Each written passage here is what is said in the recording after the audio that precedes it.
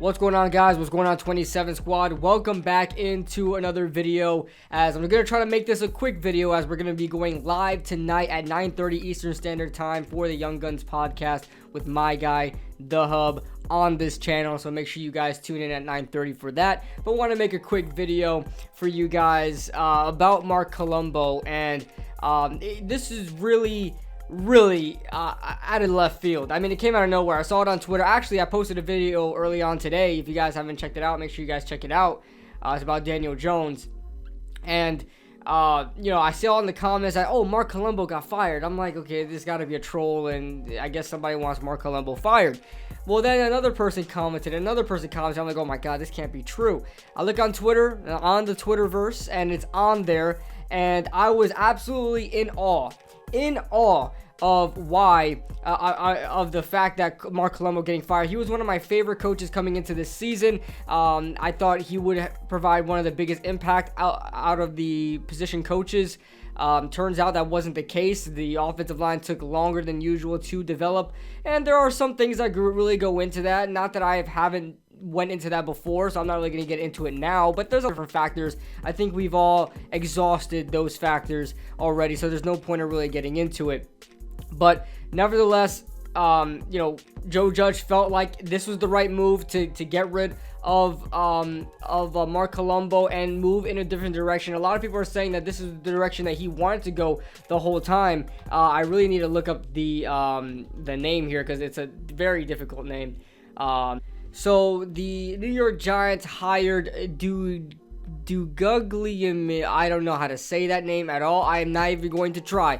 But he was responsible for helping develop that offensive line in 2018 for the Indianapolis Colts. He was part of the Giants organization in previous years, and I think it's a really good move. You see what Indianapolis was as far as offensive line a couple of years ago. They really tried to pay attention to that offensive line, as they kept Anthony Costanzo. I remember when they drafted Ryan Kelly, the center out of Alabama, and then they went ahead and got Quentin Nelson, like 6th overall in the 2018 draft, and they really dedicated themselves to that offensive line, and it's been the best offensive line for about 2 years now, and I guess a lot of that is because of Coach D. I don't know how else to say it. Coach DG, I don't know.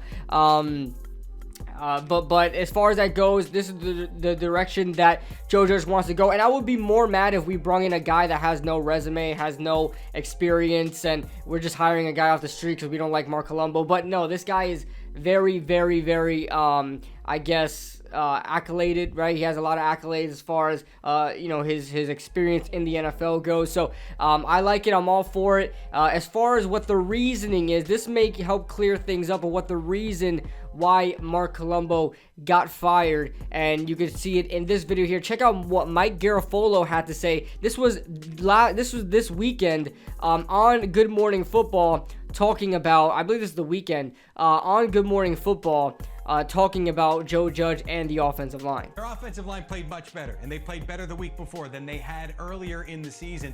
One of the reasons for that, Joe Judge, the head coach, has really taken time during practice to spend it with the offensive line. Now, this is a little Bill Belichickian, to be honest with you. When Belichick, who had Judge on his staff for a number of years, saw a need on a certain area of the team, that's where he would go during practice. Much as you had to have a view of the entire operation there, sometimes you need the head coach to lock in and help a specific position. Well, Judge has done that the last couple of weeks, and I'm told that it's helped technique, it's helped communication, and that offensive line played much better against Washington. And if you go to the stats, by the way, and say, Mike, you're nuts, Daniel Jones was sacked 5 times, go back and look at those sacks. You could see, and I'll tell you right now, I could do nothing but smile when I heard him, Mike Garafolo, talking about Joe Judge.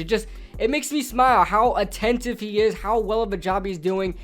He's not even an offensive line coach. He's never been an offensive line coach, but he had to go ahead and make that a priority and focus on the offensive line, had to oversee what's going on himself. And when that happens, the offensive line starts playing fantastic. And this is over the span of the past 2 weeks. And by the way, we are 2-0 in the past 2 weeks. And obviously, Joe Judge, what I'm getting from this, putting both of these together, what I'm getting from it is that Marc Colombo was not effective in helping this offensive line. In fact, he was probably bringing them back, as Joe Judge had to oversee the offensive line and their practices and their fundamentals and things like that, and probably came to the conclusion that, hey, these guys are talented enough. It's the coach that's really not getting the best out of the players that we want to. And that's very surprising. That leaves me one question, and one question only. What happened? What happened in Marc Colombo's scheming, his training, his process, that he goes from one of the most highly regarded offensive line coach in the NFL with the Dallas Cowboys, having a stout offensive line with the Dallas Cowboys for so long, to coming here and just flopping? I get we don't have the same talent in Dallas, but we definitely have some pieces to work with, and nobody on that offensive line was performing. Andrew Thomas started off hot, then he started to slow down, now he's picking back up again. We didn't have any stars on this offensive line besides Kevin Zeitler, who is probably not getting any training from Marc Colombo, as he's been a very good guard for a very long time now with Cincinnati and with Cleveland. So I'm pretty sure there's not too much to learn from Marc Colombo when it comes to Kevin Zeitler, but all these other young guys are just not picking it up. It must have been the fact that Joe Judge felt like he wasn't able to instill or get the most production out of those players from what he teaches. I don't know. So that being said, I don't think Marc Colombo was his guy in the first place. They have no connection to each other whatsoever. This was definitely a Jason Garrett hire. So I felt like Joe Judge gave Jason Garrett the benefit of the doubt and say, hey, I'll bring in your guy as long as, obviously things work out. But I felt like Joe Judge may just have went in his own favor, hiring Coach DG in here, because they have ties together in New England as well. So those are my thoughts, guys. Let me know your thoughts in the comment section below. My final thoughts on this is I'm with the Joe Judge no matter what. I love what he's doing so far. I'll run through a wall for him, but it leaves me one question, and when it comes to Marc Colombo, what happened in the time span of him being in Dallas and him being in New York? What happened in between there that it just didn't work out, and he just doesn't look like he's doing a good job as an O-line coach, because he was one of the most highly regarded O-line coaches in the NFL, and now he's doing a terrible job. So that being said, let me know your thoughts in the comment section below, and I'll see you guys in the next video. Woo!